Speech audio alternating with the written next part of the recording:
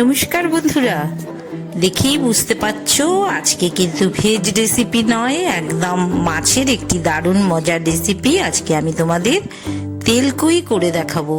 তিনটে খুব বড় সাইজের কই মাছ নিয়ে নিয়েছি, হাফ চামচের মতন লবণ আর হাফ চামচ হলুদ মাখিয়ে নিচ্ছি।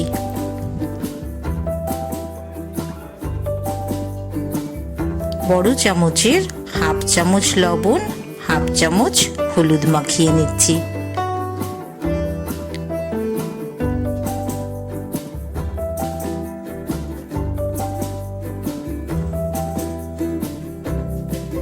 এবার কিন্তু আমি এই যে ছোট চামচটা, এই চামচের 2-3 চামচ মানে বড় চামচের 1 চামচ মতন আমি কিন্তু গোলমরিচ দিয়ে মাছগুলো ম্যারিনেট করে রেখেছি। বেশ কিছুক্ষণ সময় কিন্তু আমি এই দেখো আবার একটু তেলও মাখিয়ে রেখেছিলাম।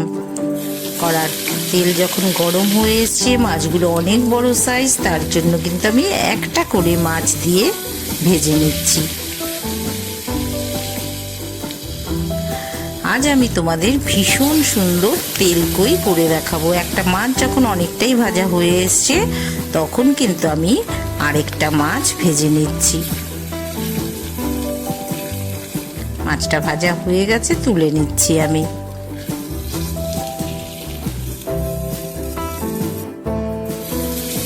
আরেকটা মাছও একইভাবে ভেজে নিচ্ছি। খুব কিন্তু কড়া করে ভাজার দরকার নেই, মিডিয়াম ফ্রাই করে নেবে, তাহলেই কিন্তু হয়ে যাবে।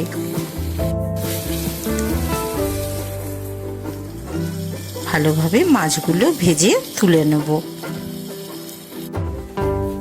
দেখিয়ে দিচ্ছি তোমাদের, দেখো মাছগুলো ফ্রাই হয়ে গেছে। আবারও কিছুটা কড়াইতে তেল দিয়ে দিলাম। তেল কই করব, একটু তো বেশি তেল লাগবেই, রসালো হতে হবে রান্নাটা, তাই না? রসুন 7-8 কোয়া রসুন আমি থেতো করে রেখেছিলাম। রসুনের কিন্তু সেই থেতোটা প্রথমেই তেলের মধ্যে ফ্রাই করে নিচ্ছি। একটুখানি পেঁয়াজ কুচো করে রেখেছি, পেঁয়াজ কুচোটাও কিন্তু মিশিয়ে দিলাম।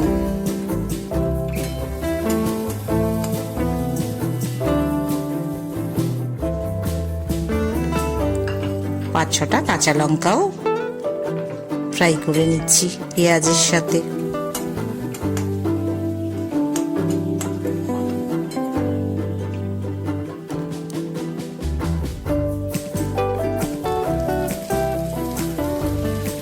এই যে পেঁয়াজ বাটাটা দিয়ে দিলাম, এর আগে কিন্তু ছোট চামচের 1 চামচ মানে একদম ছোট হাফ চামচই বলতে পারো, একটু কালো জিরে মিশিয়ে দিয়েছিলাম। পেঁয়াজ বাটা দিলাম, 1 চামচ আদা বাটা দিলাম, আর বাটির মধ্যে কিন্তু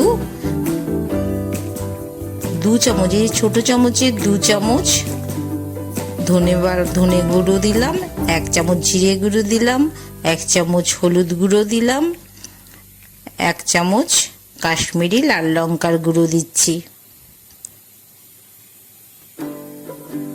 1 চামচ শুকনো লঙ্কার গুঁড়োও দিলাম। সব 1 চামচ করে, ছোট চামচের 1 চামচ করে সব কিন্তু আমি নিয়েছি। শুধু ধনে গুঁড়োটা একটু বেশি নিয়েছি। জল দিয়ে মশলাটাকে কিন্তু কিছুক্ষণ ভিজিয়ে রাখছি।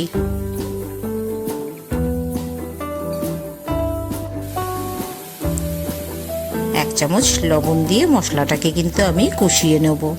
কিছুটা পেঁয়াজ কুচিয়েও দিয়েছিলাম, আবার একটা পেঁয়াজ বাটা করেও দিলাম। একটু নুন, 1 চামচ লবণ, হাফ চামচ হলুদ, একটু মশলাটার সঙ্গে ফ্রাই করে নিচ্ছি। মশলাটা কিন্তু কষে এসছে, দেখতেই পাচ্ছ তেলও ছাড়া শুরু করেছে। এবার আমি যেই মশলাটা ভিজিয়ে রেখেছিলাম সেটা কিন্তু মিশিয়ে দিলাম। একদম পেঁয়াজের ওই গ্রেভিটা যখন কমপ্লিটলি যখন তেল ছাড়তে শুরু করবে, তখন কিন্তু এই মশলাটা মেশাতে হবে। 1.5 খানা টমেটো পিউরি করে রেখেছিলাম, ছোট টমেটো, সেই টমেটো পিউরিটা মিশিয়ে দিলাম। খুব ভালো করে কিন্তু এবার আমার এই গ্রেভিটাকে কষাতে হবে। টমেটোটা দেওয়ার পরে কিন্তু ভালো করে কষাতে হয়, না হলে কাঁচা গন্ধ লাগে। কাশ্মীরি লাল লঙ্কার গুঁড়ো 1 চামচ মিশিয়ে দিলাম। এবার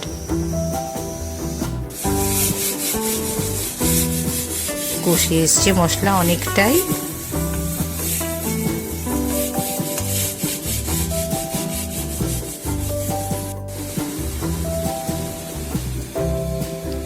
এই আর একটু জল, মশলা ধোয়া জল আর একটু দিয়ে দিলাম। দেখেই বুঝতে পারছো গ্রেভিটা কিন্তু তেল ছেড়েছে, একটু জল দিয়ে মানে গ্রেভি হয়েও এসছে। তখন কিন্তু আমি মাছগুলো এই গ্রেভির মধ্যে মিশিয়ে দিচ্ছি।